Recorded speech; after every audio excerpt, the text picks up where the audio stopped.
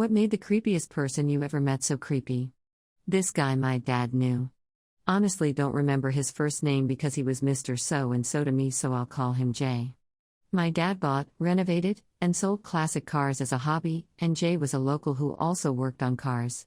My dad is exceptionally gregarious and friends with everyone, so he would stop to his buddies' houses when he saw them out in their garages for a chat. One time we were on our way home from somewhere, and my dad sees Jay's in his garage as we pass by, so he stops. I was roughly 11 years old, female. We get out and I make eye contact with Jay. Instantly feel like I'm going to throw up. I'd seen him in passing before but had never interacted with him. My mom had said he was a weirdo, though.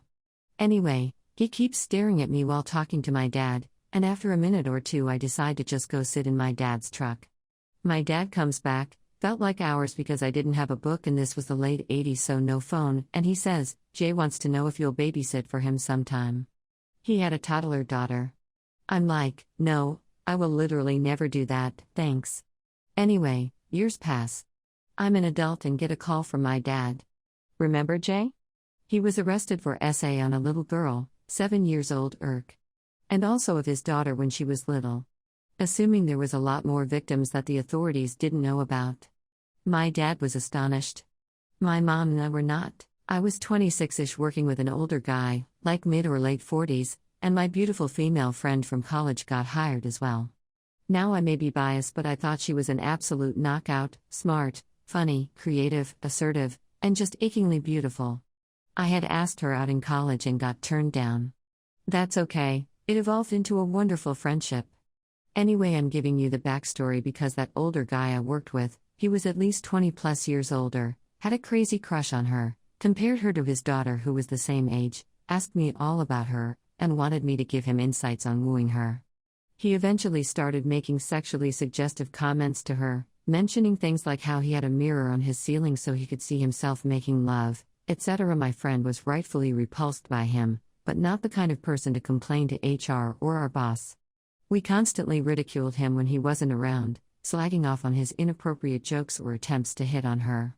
Our boss knew he was being weird to my friend, and when we had to downsize the department he was the only one cut, much to everyone's relief. My ex would ask me to tell him stories about traumatizing events in my life. I shared things like getting attacked by a rabid dog. That whole story is actually hilarious and makes me laugh to this day. I was an adult and the dog was very small, and I was traveling abroad alone in a rural area. I told him this story unprompted the first time.